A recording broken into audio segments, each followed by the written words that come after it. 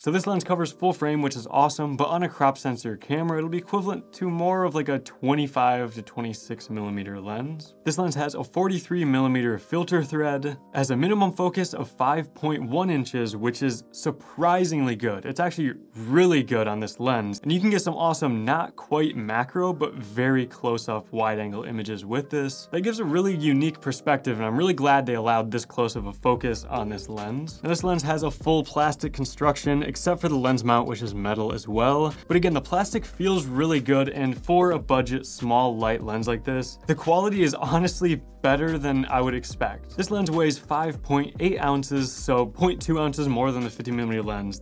And then the 16mm f2.8 comes in at $299, which for a full frame compatible 16mm f2.8 lens is a very good price point, especially in the RF mount, which is known for very, very expensive lenses. So some of the pros of this lens, it's of course a great wide angle lens, 16mm on full frame or about 25, 26mm on a crop sensor camera. It gives you a really wide field of view. It's gonna be wider than the kit lens. So if you take your kit lens, zoom all the way out to 18mm, it's gonna be slightly wider than that. And this lens is also very, surprisingly sharp right in the center of the screen. Now, I've heard on full frame cameras, the sharpness really falls off a lot towards the edges. However, on a crop sensor camera, it's pretty sharp throughout, but definitely the sharpest in the center with some sharpness fall off towards the corners and edges of your image. Now, I already mentioned the great close focus distance. It is very good on this lens. Again, not quite macro level stuff like the specific macro lenses will do, but still a lot better than I expected out of this lens. Now, the cons of this lens are very similar to the 50mm lens. The control ring and focus ring are combined, so all of those issues with, you can't really switch from manual to autofocus just on the lens like you normally can with the autofocus manual focus switches. You have to switch to the focus ring on the lens and then go into the menu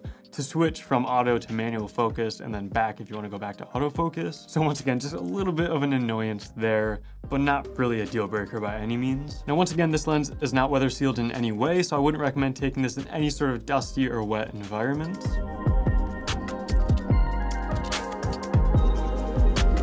I would recommend this 16mm lens if you want something wider than what the kit lens can do, or if you just want a lens that's gonna be good for vlogging, recording yourself, and just standard photos, like something you take with your phone. This will give you a very similar field of view on a crop sensor camera like the R50 and R100 as you would get on the standard 1X camera on your iPhone. So for standard use, for vlogging, recording yourself, doing something like what I'm doing right now, and just very general stuff, I think this is the perfect lens for that.